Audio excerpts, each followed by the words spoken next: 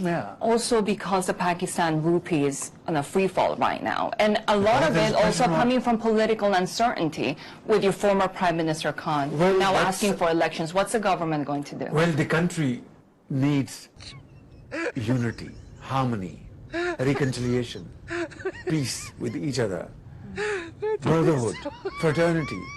And I'm all for this. Our coalition government, I'm heading this coalition government.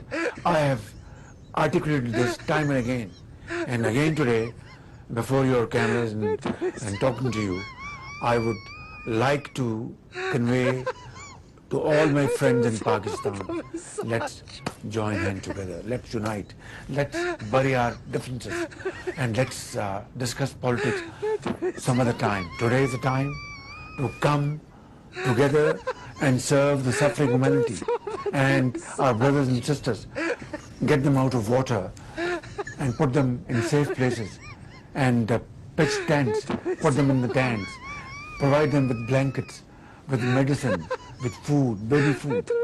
My appeal to all my Pakistani brothers and sisters, let's rise above our likes and dislikes.